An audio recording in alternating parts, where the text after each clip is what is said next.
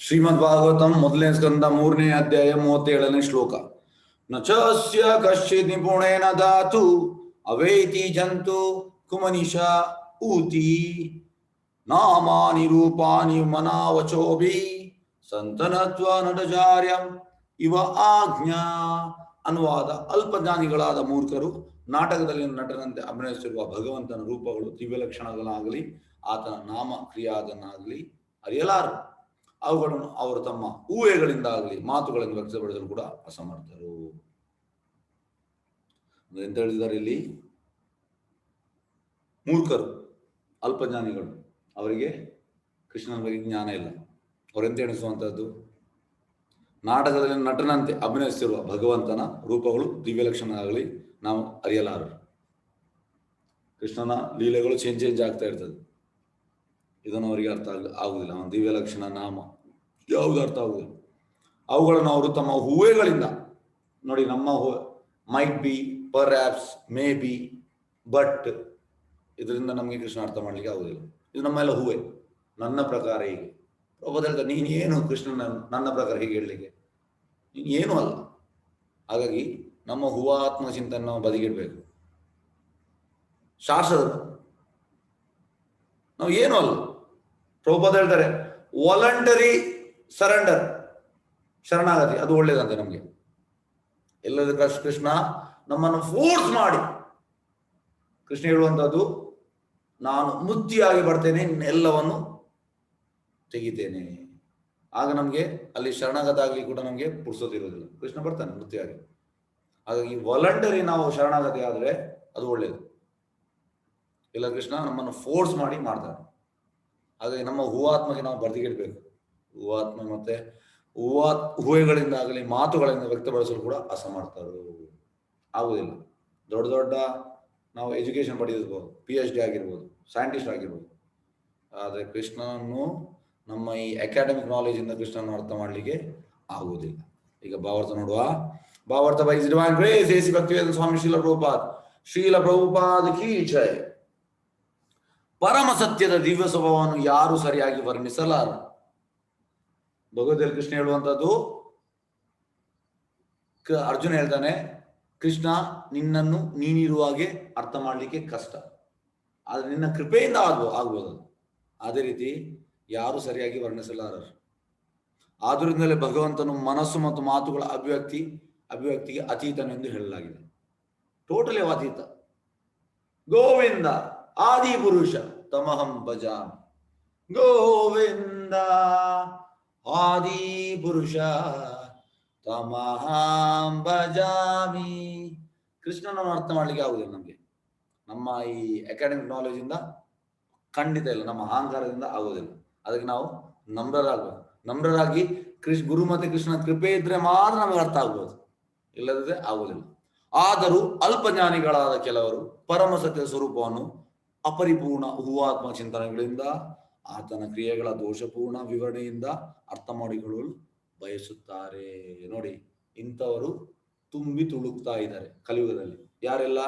ಅಲ್ಪಜ್ಞಾನಿಗಳು. ಆದರೂ ಅಲ್ಪಜ್ಞಾನಿಗಳಾದ ಕೆಲವರು ಪರಮ ಸತ್ಯ ಸ್ವರೂಪವನ್ನು ಅಪರಿಪೂರ್ಣ ಹೂವಾತ್ಮ ಚಿಂತನೆ, ಅವರ ಹೂವಾತ್ಮ ಚಿಂತನೆ. ನನಗೆ ಒಂದು ಕರೆಕ್ಟ್ ನೆನ್ಕೊಂಡು, ಇದು 2013 ಒಬ್ರು ಹೇಳುವಂಥದ್ದು, ಅಂದ್ರೆ ಕೃಷ್ಣ ಮನುಷ್ಯ, ಮತ್ತೆ ನನ್ನ ಪ್ರಕಾರ ಹೀಗೆ, ನನ್ನ ಪ್ರಕಾರ ಹೀಗೆ. ಏಕೆಂದ್ರೆ ನಾನಲ್ಲಿ ಎಲ್ಲ ಅವರಂಥವ್ರು ಇದ್ರು. 50 ಅಂತ ಹೇಳೋದು 20-25 ಮಂದಿ ಅಂಥವ್ರೇ ಇದ್ರು. ಹಾಗಾಗಿ ಅಲ್ಲಿ ಎಂತ ಮಾಡಿದೆ ಅಂದ್ರೆ, ಇಮಿಡಿಯೇಟ್ ಎದ್ದು ಬಂದ ಕೂಡಲೇ ನನಗೆ ಫೋನ್ ಮಾಡಿದ್ರು. ನಾನು ಹೇಳಿದ ತಪ್ಪಾಯ್ತಾ? ಆಗ ನಾನು ಹೇಳಿದೆ, ಎಸ್, ನೀವು ಹೇಳಿದ ತಪ್ಪಾಯ್ತಾ ಅಂತ. ಯಾಕಂದ್ರೆ ಅಲ್ಲಿ ಅವನಿಗೆ ಅವನ್ ದೊಡ್ಡ ಎಂತ ಹೇಳೋದು, ಆ ಕಂಪನಿದು ಹೆಡ್. ಅಲ್ಲಿ ಹೇಳಿದ ಅವನಿಗೆ ಅದು ಇನ್ಸಲ್ಟ್ ಆದಾಗ ಆಗ್ತದೆ. ಅದಕ್ಕೆ ನಾನು ಎಂತ ಮಾಡಿದೆ ಅಂದ್ರೆ, ಅಲ್ಲಿಂದ ಎದ್ದು ಬಂದು ಇಮಿಡಿಯೇಟ್ ಎದ್ದು ಬಂದ ಕೂಡಲೇ ಅವನಿಗೆ ಗೊತ್ತಾಯ್ತು ಎಂತ ನಾನು ಸರಿ ಮಾತಾಡಲಿಲ್ಲ ಅಂತ. ನನಗೆ ಫೋನ್ ಮಾಡಿದ. ಹಾಗೆ ಹೇಳಿದೆ, ನೀನು ಮಾಡಿದ ತಪ್ಪ ಅಂತ ಹೇಳಿದೆ. ಅದು ಕೂಡ ಇಲ್ಲ, ನನ್ನ ಪ್ರಕಾರ ಹೇಗೆ? ನಾನು ಹೇಳಿದೆ, ನಿನ್ನ ಪ್ರಕಾರ ಕೊಡ್ಲಿಕ್ಕೆ ಏನು? ಅಲ್ಲಿ ನಾನು ಕಂಪನಿದ ಹೆಡ್, ನೀನು ಕಂಪನಿದ ಹೆಡ್ ಆಗಿರ್ಬೋದು, ಆದ್ರೆ ಈ ಎಲ್ಲ ಬ್ರಹ್ಮಾಂಡಕ್ಕೆ ಹೆಡ್ ಕೃಷ್ಣ ಅಂತ ಹೇಳಿದೆ. ಅದು ನಾನು ನೋಡ್ಲಿಲ್ಲ. ನೀನ್ ಎಷ್ಟೋ ವಿಷಯ ನೀನ್ ನೋಡ್ಲಿಲ್ಲ, ಅದು ನೀನ್ ನೋಡದೇ ಇರೋ ಕಾರಣ ಅದು ಇಲ್ವಾ? ಉಂಟು. ನಿಂದು ಲಿಮಿಟೆಡ್, ಆದ್ರೆ ಅಲ್ಲ ನಾನು ನೋಡಿದ ಮಾತು ನಂಬೋದು. ನೀನು ನೋಡಿದ ನಂಬು. ಮೊದಲಾಶನ ಹೇಳಿದೆ, ಈಗ ನಿನ್ಗೆ ನಂಬಿಕೆ ಬರುವುದಿಲ್ಲ, ಕೃಷ್ಣ ಮೃತ್ಯುವಾಗಿ ಬರ್ತೇನೆ. ಆಗ ಅವನಿಗೆ ನೀನ್ ಯಾಕೆ ಹಾಗೆ ಹೇಳ್ತೀಯ? ನೋಡಿ, ನಾನು ಜಸ್ಟ್ ನನಗೆ ಫೋನ್ ಮಾಡಿ ಹೇಳಿದಕ್ಕೆ ಒಂದ್ ವೇಳೆ ಅಲ್ಲಿ ಹೇಳ್ತಿದ್ರೆ ಅವ ನನಗೆ ಹೊಡಿಲಿಕ್ಕೆ ಬರ್ತಿದ್ದೆ. ಅಂದ್ರೆ ನಾವು ಸಿಚುವೇಶನ್ ನೋಡಿ ಮಾತಾಡ್ಬೇಕು, ಎಲ್ಲಿ ಹೇಗೆ ಮಾತಾಡು. ಹಾಗಾಗಿ ಇಂಥವ್ರು ಇದ್ದಾರೆ, ಇಂಥವ್ರು ತುಂಬಿ ತುಳುಗಿದ್ದಾರೆ. ಎಂತ ಅಲ್ಪಜ್ಞಾನಿಗಳು ಕೆಲವರು ಪರಮಸತ್ವರೂಪನು ಅಪರಿಪೂರ್ಣ ಹೂವಾತ್ಮ ಚಿಂತಾನೆ. ನನ್ನ ಪ್ರಕಾರ ಹೀಗೆ, ನನ್ನ ಪ್ರಕಾರ ಕೃಷ್ಣ ಹೀಗೆ, ನನ್ನ ಪ್ರಕಾರ ರಾಮ ಹೀಗೆ. ಸರ್, ನಿಮ್ಮ ಹೂವಾತ್ಮ ಚಿಂತನೆ ಪ್ರಕಾರ ಅಲ್ಲ, ನಿಮ್ಮ ಹೂವಾತ್ಮ ಚಿಂತನೆಯನ್ನು ಬದಿಗೇಡಿ. ನಿಮ್ಮ ಪ್ರಕಾರ ಕೃಷ್ಣ ಆಗುವುದಿಲ್ಲ. ನೀವು ಏನು ಒಂದು ರೋಗ ಬಂದ್ರೆ ಈ ನಾಯಿಯಾಗೆ ಮೂಲೆಯಲ್ಲಿ ಕೂತ್ಕೊಳ್ತೀವಿ ಹೆಚ್ಚಿನವರು. ಈಗ ಹೆಚ್ಚು ಕೆಲವರೆಲ್ಲ ಅಹಂಕಾರದಲ್ಲಿ ನಾನು ಹೀಗೆ ಎದನ್ನೆಲ್ಲ ಹೀಗೆ ಮಾಡಿ ಹೋಗ್ತಾರೆ. ಅವನಿಗೆ ಒಂದು ರೋಗ ಬರಲಿ, ಒಂದು 105 ಡಿಗ್ರಿ ಜ್ವರ ಬರಲಿ, ಬೆಡ್ ಅಲ್ಲಿ ಹೀಗೆ ನರಳ್ತಾ ಇರ್ತಾನೆ. ಆದ್ರೆ ಸರಿಯಾಗುವಾಗ ಅಹಂಕಾರ, ಮತ್ತೆ ರೋಗ ಬರುವಾಗ ನಾಯಿಯಾಗಿ ಹೀಗೆ ಹೀಗೆ ಇರ್ತಾರೆ. ಹಾಗಾಗಿ ಇದೆಲ್ಲ ನಮ್ಮ ಅಹಂಕಾರದಿಂದ ಆಗುವಂಥದ್ದು. ನಮಗೆ ಹೂವಾತ್ಮ ಚಿಂತನೆಯಿಂದ ನನ್ನ ಕೃಷ್ಣನ ಅರ್ಥ ಮಾಡಲಿಕ್ಕೆ ಆಗುವುದಿಲ್ಲ. ಆತನ ಕ್ರಿಯೆಗಳ ದೋಷಪೂರ್ಣ ವಿವರಣೆಯಿಂದ ಅರ್ಥ ಮಾಡಿಕೊಳ್ಳಲು ಬಯಸುತ್ತಾರೆ. ದೋಷಪೂರ್ಣ ಅಂದ್ರೆ 4 ಡಿಫೆಕ್ಟ್ ಉಂಟು. Cheating, propensity, easily commit mistake, get in delusion, ಮತ್ತೆ ಸೆನ್ಸಸ್ ಆರ್ ಇಂಪರ್ಫೆಕ್ಟ್. ಈ 4 ವಿಷಯದಲ್ಲಿ ಅಂದ್ರೆ ನಾವು ಮೋಸ ಮಾಡ್ತೇವೆ, ಚೀಟಿಂಗ್, ಪ್ರೊಪೋಸಿಟಿ, ಮತ್ತೆ ಮಿಸ್ಟೇಕ್, ನಾವು ತಪ್ಪು ಮಾಡ್ತೇವೆ, ತುಂಬಾ ತಪ್ಪಾಗ್ತದೆ.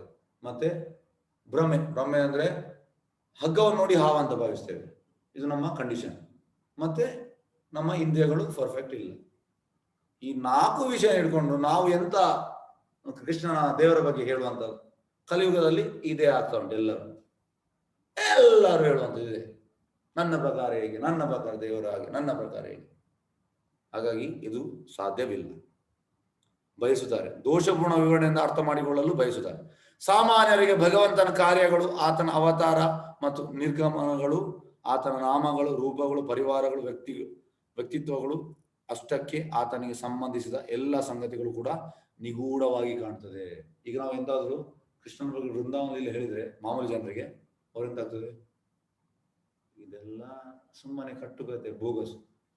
ಈ ಮಾಮೂಲಿ ಜನ ಬಿಡಿ. ನಾನು 1-2 ವರ್ಷ ಹಿಂದೆ ಒಂದು 10 ಇಂಜಿನಿಯರ್ಸ್ ಇದ್ರು. ಅವರಿಗೆ ನಾನು ಹೇಳಿದ್ದು, ಅಂದ್ರೆ ಅವ್ರು ಕೇಳಿದ್ರು, ಅದಕ್ಕೆ ನಾನು ಹೇಳಿದೆ. ಅವ್ರು ಹೇಳ್ತಾರೆ, ಇದು ಮೈಥಾಲಜಿ, ಕಟ್ಟುಕತೆ. ಮಾಮೂಲಿ ಜನ ಬೇಡ, ಯಾಕಂದ್ರೆ ಈ ಎಜುಕೇಶನ್ ಸಿಸ್ಟಮ್ ಹಾಗೆ ಮಾಡ್ತಾವ, ಇದೆಲ್ಲ ಕಟ್ಟುಕತೆ ಅಂತ. ದೇವರು ಯಾರು ಇಲ್ಲ, ಇದೆಲ್ಲ ನೀವು ಹೇಳ್ತಾ ಇದ್ದೀರಿ, ಇದೆಲ್ಲ ಮೈಥಾಲಜಿ, ಕಟ್ಟುಕತೆ. ಹಾಗಾಗಿ ಈ ರೀತಿ ಉಂಟು. ಅವರಿಗೆಲ್ಲ ನೋಡಿ ಅದು ನಿಗೂಢವಾಗಿ ಕಾಣ್ತದೆ, ಹೇಳಿದ್ರು ಕೂಡ ಗ್ರಹಣ ಮಾಡಲಿಕ್ಕೆ ಆಗುದಿಲ್ಲ. ಭೌತಿಕವಾದಿಗಳಿಗೆ ಕಾಮ್ಯಕರ್ಮಿಗಳು ಮತ್ತು ಅನುಭವವಾದಿಗಳು ಎಂಬ 2 ಬಗೆಯ ಜನಗಳಿದ್ದಾರೆ. ನೋಡಿ, ಭೌತಿಕವಾದದಲ್ಲಿ ಒಂದು ಕಾಮ್ಯಕರ್ಮಿಗಳು ಮತ್ತೆ ಅನುಭವವಾದಿಗಳು. ಕಾಮ್ಯಕರ್ಮಿ ಅಂದ್ರೆ ಕೆಲಸ. ಅನುಭವವಾದಿಗಳು ಅಂದ್ರೆ ಈ ಸೋಕಾಲ್ಡ್ ಮೆಡಿಟೇಷನ್ ಅವರೆಲ್ಲ ತುಂಬಾ ಉಂಟು.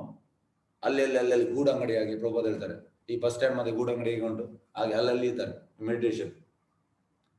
2 ಬಗೆಯ ಜನಗಳಿದ್ದಾರೆ. ಕಾಮ್ಯಕರ್ಮಿಗಳಿಗಂತೂ ಪರಮ ಸತ್ಯನ ಬಗ್ಗೆ ಏನೂ ತಿಳಿದಿಲ್ಲ. ಈ ಕಾಮ್ಯಕರ್ಮಿಗಳಿಗೆ ಏನು, ಇವರಿಗೆ ಪ್ರಭುಪಾದ ಹೇಳ್ತಾರೆ, ಈ ಸೋಕಾಲ್ಡ್ ಆಧ್ಯಾತ್ಮಿಕ ಸಂಸ್ಥೆಗಳು ಮೆಡಿಟೇಷನ್ ಎಲ್ಲ, ಅದು ಈಗ ನಾವು ಕಟ್ಟಿಗೆಯನ್ನು ಹೊತ್ತಿಸ್ತೇವೆ, ಅದರಲ್ಲಿ ಹೊಗೆ ಬರ್ತದೆ, ಆ ಹೊಗೆ ಅಂತೆ ಮತ್ತೆ ಬರುವಂತ ಬೆಂಕಿ, ಅದು ಕೃಷ್ಣ ಪ್ರಜ್ಞೆ. ಹಾಗಾಗಿ ಸ್ವಲ್ಪ ಬೆನಿಫಿಟ್ ಉಂಟು, ಆದ್ರೆ ಅದು ಹೈಯೆಸ್ಟ್ ಅಲ್ಲ. ಹಾಗಾಗಿ ಅವರಿಗೆ ಹಾಗೆ ಹೋಲಿಸ್ತಾರೆ ಈ ಅನುಭವವಾದಿಗಳು. ಕಾಮಿಕರಿಗೆ ಪರಮ ಸತ್ಯನ ಬಗ್ಗೆ ಏನೂ ತಿಳಿದಿಲ್ಲ. ಕೇವಲ ಹೂವಾತ್ಮ ಚಿಂತಕರು ಕಾಮ್ಯಕರ್ಮಗಳಲ್ಲಿ ಹತಾಶರಾದ ಮೇಲೆ ಪರಮ ಸತ್ಯನ ಕಡೆ ತಿರುಗುತ್ತಾರೆ. ನೋಡಿ, ಹೂವಾತ್ಮ ಚಿಂತಕರು ಎಂತಾಗ್ತದೆ ಅಂದ್ರೆ, ಈ ಚಿಂತನೆ ಮಾಡುವವರು ಕಾಮ್ಯಕರ್ಮದಲ್ಲಿ ಅವರಿಗೆ ಬೇಸರ ಆಗಿ ಮತ್ತೆ ಅವರು ಈ ಕಡೆ ಬರ್ತಾರೆ, ಎಲ್ಲಿಗೆ? ಅನುಭವವಾದಿಗಳಿಗೆ ತಿರುಗುತ್ತಾರೆ, ಪರಮ ಸತ್ಯ. ಹೂವಾತ್ಮ ಚಿಂತನೆಯಿಂದ ಆತನನ್ನು ತಿಳಿಯಲು ಯತ್ನಿಸ್ತಾರೆ. ಫಸ್ಟಿಗೆ ಹೂವಾತ್ಮ ಚಿಂತನೆಯಿಂದ ಮತ್ತೆ ಈ ಕಡೆ ಬರ್ತಾರೆ, ಹೂವಾತ್ಮ ಚಿಂತನೆ ಆತನ ತಿಳಿಯಲು ಯತ್ನಿಸ್ತಾರೆ. ಮಕ್ಕಳಿಗೆ ಇಂದ್ರಜಾಲಗಳು ಏಕೆ ಕೇವಲ ಕಣ್ಣು ಕಟ್ಟುಗಳು, ಹಾಗೆ ಈ ಎಲ್ಲ ವ್ಯಕ್ತಿಗಳಿಗೆ ಪರಮ ಸತ್ಯನು ರಹಸ್ಯಮಯವಾಗಿದ್ದಾನೆ. ಅಂದ್ರೆ ಮಕ್ಕಳಿಗೆ ಈಗ ಮ್ಯಾಜಿಷಿಯನ್ ಎಂತ ಮಾಡ್ತಾನೆ, ಇದು ಮಾಡ್ತಾನೆ, ಅವನಿಗೆ ಮಕ್ಕಳಿಗೆ ಅದು ಮ್ಯಾಜಿಕ್ ಆಗಿದೆ. ಅದೇ ರೀತಿ ಇವರಿಗೂ ಕೂಡ ಅದೇ ರೀತಿ ಇರ್ತದೆ. ಯಾರಿಗೆ? ಅನುಭವವಾದಿಗಳಿಗೆ ಮತ್ತೆ ಇವ ಕಾಮ್ಯಕರ್ಮಿಗಳಿಂದ ಬಂದವರು. ಭಗವಂತನ ನಿಗೂಢತೆಯಿಂದ ದಿಕ್ಕು ತಪ್ಪುವ ಭಕ್ತರಲ್ಲದವರು ತಾವು ಹೂವಾತ್ಮ ಚಿಂತನೆ ಮತ್ತು ಕಾಮ್ಯಕರ್ಮಗಳಲ್ಲಿ ಎಷ್ಟೇ ನಿಪುಣರಾಗಿದ್ರು ಯಾವಾಗಲೂ ಅಜ್ಞಾನದಲ್ಲಿ ಇರುತ್ತಾರೆ. ನೋಡಿ, ಭಗವಂತನ ಭಕ್ತರಲ್ಲದೆ ಉಳಿದವರು ಯಾರು? ಕಾಮ್ಯಕರ್ಮಿಗಳು ಮತ್ತೆ ಹೂವಾತ್ಮ ಚಿಂತನೆ ಮಾಡುವವರು ಎಷ್ಟೇ ನಿಪುಣರಾಗಿದ್ರು ಯಾವಾಗಲೂ ಅಜ್ಞಾನದಲ್ಲಿ ಇರ್ತಾರೆ. ಅವರಿಗೆ ಜ್ಞಾನ ಕೃಷ್ಣ ಕೊಡುವುದಿಲ್ಲ. ತಮ್ಮ ಸೀಮಿತ ಜ್ಞಾನದಿಂದ ನಿಗೂಢ ದಿವ್ಯ ವಲಯವನ್ನು ಭೇದಿಸಲು ಅವರು ಅಸಮರ್ಥರಾಗುತ್ತಾರೆ. ಅವರ ಜ್ಞಾನವು ಸೀಮಿತವಾದದ್ದು, ಅದರಿಂದ ಅವರಿಗೆ ಕೃಷ್ಣ ಅರ್ಥ ಮಾಡಲಿಕ್ಕೆ ಆಗುವುದಿಲ್ಲ. ಜಡ ಭೌತಿಕವಾದಿಗಳಿಗಿಂತ ಅಥವಾ ಕಾಮ್ಯಕರ್ಮಗಳಿಗಿಂತ ಹೂವಾತ್ಮಗಿಂತವರು ಸ್ವಲ್ಪ ಮೇಲು. ನೋಡಿ, ಈ ಜಡ ಭೌತಿಕವಾದಿ ಮತ್ತೆ ಕಾಮ್ಯಕರ್ಮಗಳಿಗಿಂತ ಹೂವಾತ್ಮಗಿಂತ ಸ್ವಲ್ಪ ಮೇಲಂತ. ಆದ್ರೆ ಅವರು ಹೈಯೆಸ್ಟ್ ಅಲ್ಲ. ಆದರೆ ಅವರು ಕೂಡ ಮಾಯೆಯ ಹಿಡಿತದಲ್ಲಿ ಇರುವುದರಿಂದ ರೂಪ ನಾಮ ಕ್ರಿಯೆಗಳ ಯಾವುದೇ ಅಂಶವು ಭೌತಿಕ ಶಕ್ತಿಯ ಉತ್ಪಾದನೆ ಎಂದೇ ಅವರು ನಂಬುತ್ತಾರೆ. ಇದೆಲ್ಲ ಅವರು ಎಂತ ಎನಿಸ್ತಂದ್ರೆ, ಈ ಮೆಡಿಟೇಷನ್ ಅವರೆಲ್ಲ ಬ್ರಹ್ಮ ಸತ್ಯ ಜಗತ್ ಮಿಥ್ಯ ಅಂದ್ರೆ ಇದೆಲ್ಲ ಈ ಲೋಕದ, ಕೃಷ್ಣ ಕೂಡ ಈ ಲೋಕದ ಅಂಶ, ಅವ ದೇವರಲ್ಲ, ಈ ರೀತಿ ಹೇಳುವಂಥದ್ದು. ಟೋಟಲ್ ಅಂದ್ರೆ ಅವರಿಗೆ ಭೌತಿಕ ಶಕ್ತಿಯ ಉತ್ಪಾದನೆ, ಈ ಭೌತಿಕ ಶಕ್ತಿಯಿಂದ ಕೃಷ್ಣ ಬಂದಿದ್ದಾನೆ, ಆ ರೀತಿ ಎಲ್ಲ ಹೇಳುವಂಥವ್ರು. ಆಕ್ಚುಲಿ ಭೌತಿಕ ಶಕ್ತಿಯನ್ನು ಹುಟ್ಟಿಸಿದೆ ಕೃಷ್ಣ, ಅದು ಅವರಿಗೆ ಗೊತ್ತಿಲ್ಲ. ಯಾಕೆ? ಅಂಶವು ಭೌತಿಕ ಉತ್ಪಾದನೆಯಿಂದ ಅವರು ನಂಬುತ್ತಾರೆ. ಅವರ ದೃಷ್ಟಿಯಲ್ಲಿ ಪರಮಚೇತನನು ಆಕಾರಹೀನ, ನಾಮಹೀನ ಮತ್ತು ಕ್ರಿಯಾಹೀನ. ನೀವು ಯಾವುದೇ ಮೆಡಿಟೇಷನ್ ಸೆಂಟರ್ಗೆ ಹೋಗಿ ಅವ್ರು ಹೇಳುವಂತ, ದೇವರಿಗೆ ರೂಪವಿಲ್ಲ, ದೇವರಿಗೆ ನಾಮವಿಲ್ಲ, ದೇವರಿಗೆ ಕ್ರಿಯಾವಿಲ್ಲ. ಹೇಗಂದ್ರೆ, ಈಗ ನಿಮ್ಮನ್ನು ಯಾರಾದ್ರೂ ಒಂದು ಗೆಸ್ಟ್ ಆಗಿ ಕರೀತಾರೆ, ಮತ್ತೆ ನಿಮ್ಮನ್ನು ಸ್ಟೇಜಲ್ಲಿ ಕೂರಿಸ್ತಾರೆ. ಕೂರಿಸಿ ಅವ್ರು ಹೇಳುವಂಥದ್ದು, ಇವರಿಗೆ ಮುಖವಿಲ್ಲ, ಇವರಿಗೆ ಕಣ್ಣು ಇಲ್ಲ, ಇವರಿಗೆ ಕಿವಿ ಇಲ್ಲ, ಇವರಿಗೆ ತಲೆ ಇಲ್ಲ, ಇವರಿಗೆ ಕುತ್ತಿಗೆ ಇಲ್ಲ, ಇವರಿಗೆ ಕೈ ಇಲ್ಲ, ಇವರಿಗೆ ಹೊಟ್ಟೆ ಇಲ್ಲ, ಇವರಿಗೆ ಕಾಲಿಲ್ಲ. ಇದು ಹೊಗಳುವಿಕೆಯ ತೆಗಳುವಿಕೆಯ, ಇದು ತೆಗಳುವಿಕೆ. ಅದೇ ರೀತಿ ದೇವರನ್ನು ಈ ಮಾಯವಾದಿಗಳು ಈ ರೀತಿ ಹೇಳುವುದು ತೆಗಳುವಿಕೆ. ಆಕಾರಹೀನ, ನಾಮಹೀನ, ಕ್ರಿಯಾಹೀನ, ಈ ರೀತಿ ಹೇಳ್ತಾರೆ ದೇವರಿಗೆ. ಹೀಗೆ ಹೂವಾತ್ಮ ಚಿಂತಕರು ಭಗವಂತನ ದಿವ್ಯನಾಮ ಮತ್ತು ರೂಪಗಳನ್ನು ಐಕ ನಾಮ ರೂಪಗಳಿಗೆ ಸಮಾನವೆಂದು ಭಾವಿಸುವುದರಿಂದ ಅವರು ಅಜ್ಞಾನದಲ್ಲಿದ್ದಾರೆ ಎಂದು ಹೇಳಬೇಕು. ಅವರು ಜ್ಞಾನದಲ್ಲಿಲ್ಲ, ಅವರು ಅಜ್ಞಾನದಲ್ಲಿದ್ದಾರೆ. ಭಗವಂತನ ನೈಜ ಸ್ವರೂಪವನ್ನು ಅವರು ತಮ್ಮ ಸೀಮಿತ ಜ್ಞಾನದಿಂದ ಅರ್ಥ ಮಾಡಿಕೊಳ್ಳಲು ಸಾಧ್ಯವಿಲ್ಲ. ಅವರಿಗೆ ಜ್ಞಾನವೂ ಇಲ್ಲ. ಆ ಸ್ವಲ್ಪ ಜ್ಞಾನದಿಂದ ಕೃಷ್ಣ ಅರ್ಥ ಮಾಡ್ಲಿಕ್ಕೆ ಆಗುದಿಲ್ಲ. ಭಗವದ್ಗೀತೆ ಹೇಳಿರುವಂತೆ ಐಕ್ಯ ಜಗತ್ತಿನೊಳಗೆ ಇದ್ದ ಆಗಲೂ ಕೂಡ ಭಗವಂತನ ದಿವ್ಯ ಸ್ಥಿತಿಯಲ್ಲಿ ಇರ್ತಾನೆ. ನೋಡಿ, ಕೃಷ್ಣ ಈ ಜಗತ್ತಿಗೆ ಬಂದರೂ ಕೂಡ ಕೃಷ್ಣ ದಿವ್ಯ, ಯಾಕಂದ್ರೆ ಅವ ಸಚ್ಚಿದಾನಂದ ದೇಹದಲ್ಲಿ ಬಂದಿದ್ದಾನೆ. ಇದು ಜನರಿಗೆ ಗೊತ್ತಿಲ್ಲ. ಆದರೆ ಅಜ್ಞಾನಿಗಳು ಜಗತ್ತಿನ ಮಹಾ ವ್ಯಕ್ತಿಗಳಲ್ಲಿ ಭಗವಂತನು ಒಬ್ಬ ಎಂದು ಭಾವಿಸ್ತಾರೆ. ಹೆಚ್ಚಿನವರು ಈ ಮಾಯಾವಾದಿಗಳು ಹೇಳುವಂಥದ್ದು ಕೃಷ್ಣ ಒಂದು ಮಹಾನ್ ವ್ಯಕ್ತಿ ಅಷ್ಟೇ. ತುಂಬಾ ಈ ಮಹಾನ್ ವ್ಯಕ್ತಿಗಳಿದ್ದಾರೆ, ಅದೇ ರೀತಿ ಕೃಷ್ಣನು ಕೂಡ ಅಲ್ಲ. ಕೃಷ್ಣ ದೇವೋತ್ತಮ ಪರಮಪುರುಷ. ಮಾಯಾಶಕ್ತಿಯಿಂದ ಅವರು ಹೀಗೆ ದಾರಿ ತಪ್ಪಿದವರಾಗಿದ್ದಾರೆ. ಯಾಕೆಂದ್ರೆ ಮಾಯಲ್ಲಿ ಅವರು ಒಳಗೆ ಬಿದ್ದಿದ್ದಾರೆ. ಎಷ್ಟು ನೆಕ್ಸ್ಟ್ ಹೋಗುವ ಕೃಷ್ಣ ಚೈತನ್ಯ ಸಾವೇದ ಧಾತು ಪದವಿಂ ಪರಸ್ಯ ದುರಂತ ವೀರ್ಯಸ್ಯ ರತಾಂಗಪಾನೆ ಯ ಅಮಾಯ ಸಂತದಯ ಅನುವೃತ್ಯ ಭಜತೆ ತತ್ಪಾದ ಸರೋಜಗಂಧಂ. ಯಾರು ನಿಸ್ಸಂಕೋಚದಿಂದ ನಿರಂತರವಾಗಿ ರತಾಂಗ ಪಾನೀಯಾದ ಭಗವಾನ್ ಕೃಷ್ಣನ ಪಾದ ಕಮಲಗಳಲ್ಲಿ ಇತರಾಗಿ ಸೇವೆ ಸಲ್ಲಿಸುತ್ತಾರೆ, ಅವರು ಮಾತ್ರ ಬ್ರಹ್ಮಾಂಡ ಸೃಷ್ಟಿಕರ್ತನು ಆತನ ಪೂರ್ಣ ವೈಭವ ಶಕ್ತಿ ಮತ್ತು ದಿವ್ಯತೆಯಲ್ಲಿ ಗ್ರಹಿಸಬಲ್ಲರು. ಯಾರು ಕೃಷ್ಣನ ಪಾದ ಕಮಲದಲ್ಲಿ ಸೇವೆ ಮಾಡ್ತಾರೆ ಅವರಿಗೆ ಮಾತ್ರ ಗೊತ್ತಾಗ್ತದೆ, ಇಲ್ಲದೇ ಇಲ್ಲ. ಈ ಯುವಾತ್ಮಕ ಚಿಂತನೆ ಕಾಮ್ಯಕರ್ಮಗಳಿಗೆ ಆಗುದಿಲ್ಲ. ಇದಕ್ಕೆ ಒಂದು ಎಕ್ಸಾಂಪಲ್ ಕುಲಶೇಖರ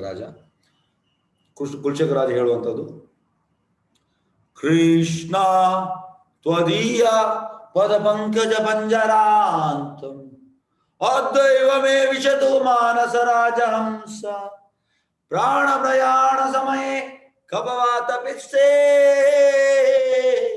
ಕಂಠಾವರೋಧನ ಸ್ಮರಣಂ ಕುತಸ್ತೆ.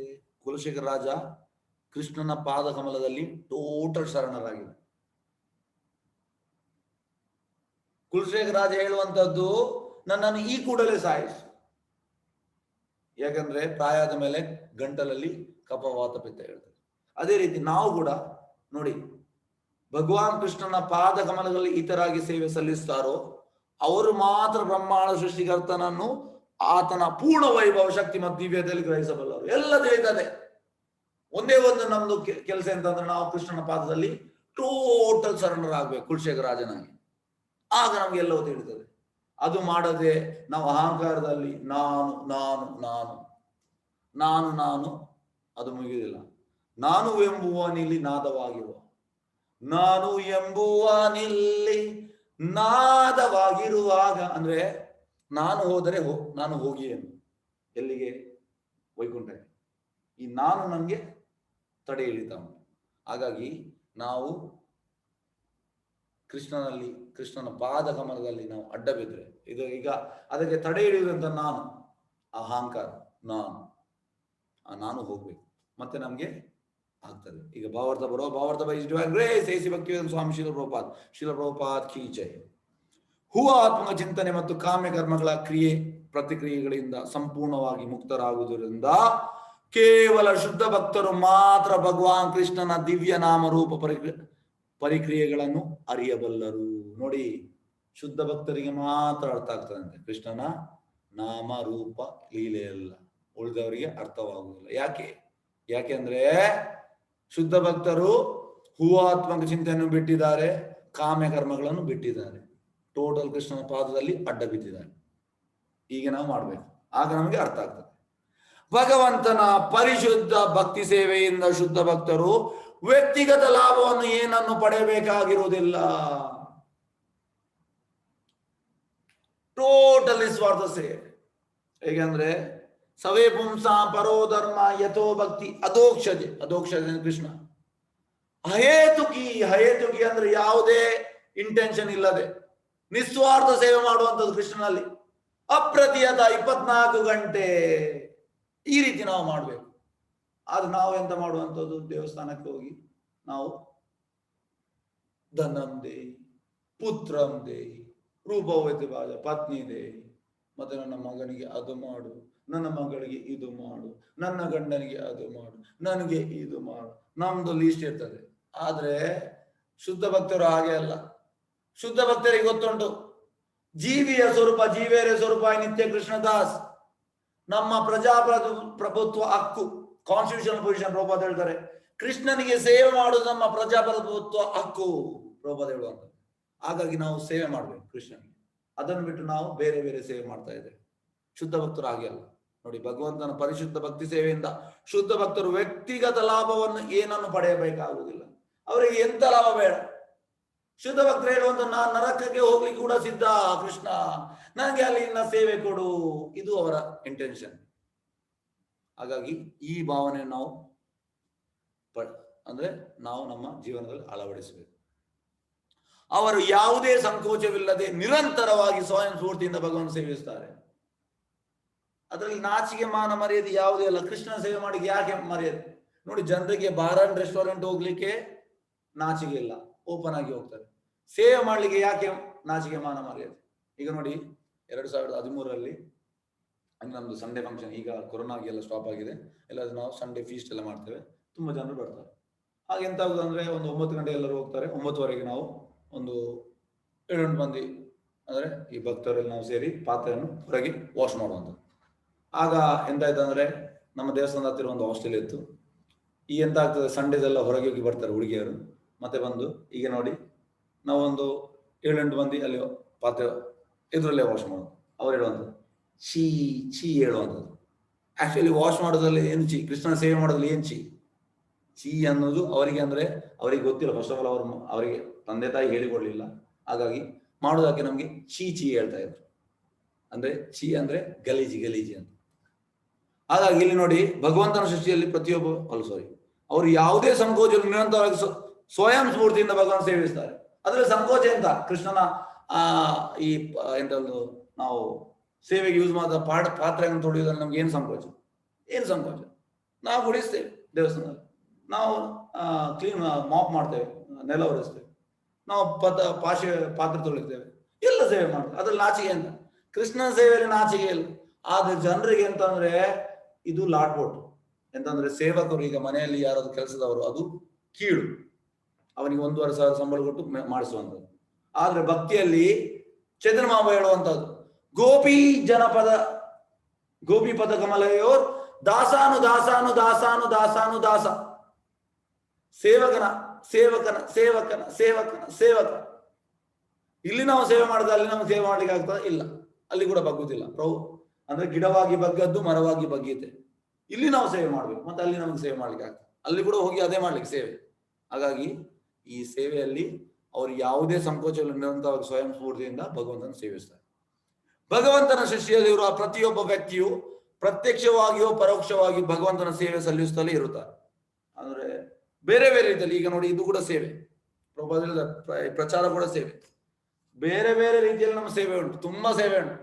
ನಮ್ಗೆ ಮಾಡ್ಲಿಕ್ಕೆ ಇಂಟೆನ್ಷನ್ ಇದ್ರೆ ತುಂಬಾ ಉಂಟು, ಆದ್ರೆ ನಮ್ಗೆ ಇಚ್ಛೆ ಇಲ್ಲ. ಭಗವಂತನ ಈ ನಿಯಮಕ್ಕೆ ಯಾರು ಹೊರತಲ್ಲ, ಸೇವೆ ಮಾಡುದು ಮಾಡ್ಲೇಬೇಕಂತ ಪ್ರಭುಪಾದ ಹೇಳ್ತಾರೆ. ಈಗ ಸೇವೆ ಅಂದ್ರೆ ಕೃಷ್ಣನ ಸೇವೆ ಮಾಡಿದ್ರೆ ಒಳ್ಳೇದು, ಇಲ್ಲದ್ರೆ ನಾವು ಬೇರೆ ಬೇರೆ ರೀತಿಯಲ್ಲಿ ಫಸ್ಟಿಗೆ ನಮ್ಮ ಹೆಂಡತಿ, ಮಕ್ಕಳು, ನಮ್ಮ ಕುಟುಂಬ, ನಮ್ಮ ಗ್ರಾಮ, ನಮ್ಮ ಜಿಲ್ಲೆ, ನಮ್ಮ ರಾಜ್ಯ, ನಮ್ಮ ದೇಶ, ಈ ರೀತಿ ನಾವು ಸೇವೆ ಮಾಡ್ತೇವೆ ಅಂತೆ. ಇದು ಯಾವುದು ಮಾಡದಿದ್ರೆ ಅಟ್ಲೀಸ್ಟ್ ಒಂದು ನಾಯಿಯನ್ನು ಇಟ್ಕೊಂಡು ನಾವು ಸೇವೆ ಮಾಡ್ತೇವೆ. ಹಾಗಾಗಿ ಈ ನಿಯಮಕ್ಕೆ ಯಾರು ಹೊರತಲ್ಲ, ಸೇವೆ ಮಾಡುದು ಮಾಡ್ಲೇಬೇಕು. ಆದ್ರೆ ಜನರು ತಪ್ಪು ಮಾಡ್ತಿದ್ದಾರೆ, ಬೇರೆ ರೀತಿಯ ಸೇವೆ ಮಾಡ್ತಿದ್ದಾರೆ. ಯಾಕೆ ಕೃಷ್ಣನ ಸೇವೆ ಮಾಡಬಾರ್ದು?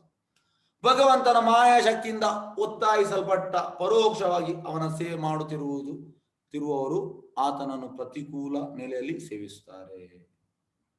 ನೋಡಿ, ಭಗವಂತನ ಮಾಯಾಶಕ್ತಿಯಿಂದ ಒತ್ತಾಯಿಸಲ್ಪಟ್ಟು ಪರೋಕ್ಷವಾಗಿ ಅವನ ಸೇವೆ ಮಾಡುತ್ತಿರುವವರು ಆತನನ್ನು ಪ್ರತಿಕೂಲ ನೆಲೆಯಲ್ಲಿ ಸೇವಿಸುತ್ತಾರೆ. ಆದರೆ ಭಗವಂತನ ಪ್ರಿಯ ಪ್ರತಿನಿಧಿಗಳ ನಿರ್ದೇಶನ ಮೇರೆಗೆ ನೇರವಾಗಿ ಭಗವಂತನಿಗೆ ಸೇವೆ ಸಲ್ಲಿಸಿರುವವರು ಅನುಕೂಲ ನೆಲೆಯಲ್ಲಿ ಅವನನ್ನು ಸೇವಿಸುತ್ತಾರೆ. ಅಂದ್ರೆ ಶುದ್ಧ ಭಕ್ತರ ಮಾರ್ಗದರ್ಶನ ಮಾಡಿದ ಅದು ಅನುಕೂಲ, ಅದು ಒಳ್ಳೆಯ ಸೇವೆ.